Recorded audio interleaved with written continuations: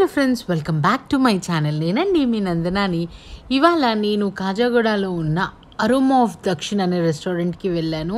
అసలు ఎంత బాగుంది అంటే అంబియన్స్ చూస్తూ ఉంటేనే డెకార్ కానివ్వండి, అంబియన్స్ కానివ్వండి, అల్టిమేట్ ఉందన్నమాట. వెళ్ళగానే ఒక మంచి పాజిటివ్ వైబ్ ఉంది. చక్కగా అరిటాకు వేసి నీట్గా వడ్డించారండి. హెల్దీ ఆప్షన్స్ అయితే బోలెడు ఉన్నాయన్నమాట. మంచిగా ఒక చాక్లెట్ బర్ఫీ ఇచ్చారు, నీట్గా స్ప్రౌట్ సాలెడ్ ఇచ్చారు, గ్రీన్ యాపిల్ చట్నీ అని ఒకటి ఇచ్చారు, క్యారెట్ పచ్చడి ఇచ్చారు. ఇలా బోలెడు వెరైటీస్ ఇచ్చారండి. మంచిగా చల్లటి మజ్జిగ, 4 రకాల పచ్చళ్ళు, 2 రకాల పొడులు, నెయ్యి, ప్రతి ఒక్కటి ఇచ్చారనమాట. అలా అరిటాకులో భోజనం వడ్డిస్తూ ఉంటేనైతే ఆహా అనిపించింది. మంచిగా బెండకాయ ఫ్రై ఇచ్చారు. ఇంకొక వెజ్ సాలెడ్ ఒకటి ఇచ్చారనమాట. దాంతోపాటు గుత్తొంకాయ కర్రీ, వావ్, అసలు ultimate star of the day అంటారు కదా, అదనమాట. దీంతోపాటు చామగడ్డ పులుసు, పూరి ఇవన్నీ ఇచ్చారు.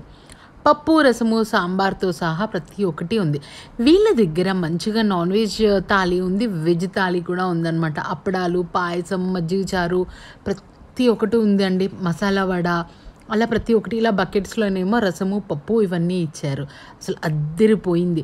మంచిగా మిల్ మేకర్ పులావ్ పెట్టారు. దాంతోపాటు కాంబినేషన్గా నేనైతే గుత్తొంకాయతో తిన్నాను.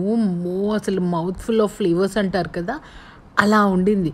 తర్వాత చక్కగా వేడి వేడి అన్నం పెట్టేసుకొని దాంట్లో కొంచెం పొడి నెయ్యి వేసుకొని తింటే అదొక అద్భుతం అని చెప్పాలన్నమాట. చాలా రకాల పొడులు ఉండే.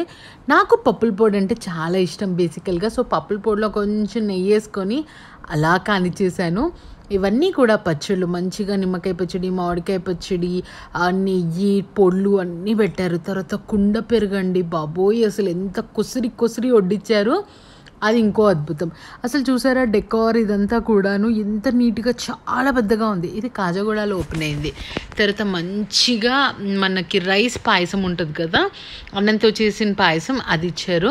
దీంతో పాటు మంచి మీఠా పాన్ ఇచ్చారు. హైదరాబాదీస్కి మీఠా పాన్ లేకపోతే అస్సలు రోజు తిన్న ఫీలింగే ఉండదు కదా. సో చక్కగా మీఠా పాన్ అయితే ఇచ్చారండి. ఇదండి నా ఎక్స్పీరియన్స్ అరోమా ఆఫ్ దక్షిణ్లో. మీరు కూడా వెళ్ళండి, మీకు ఎలా అనిపించింది.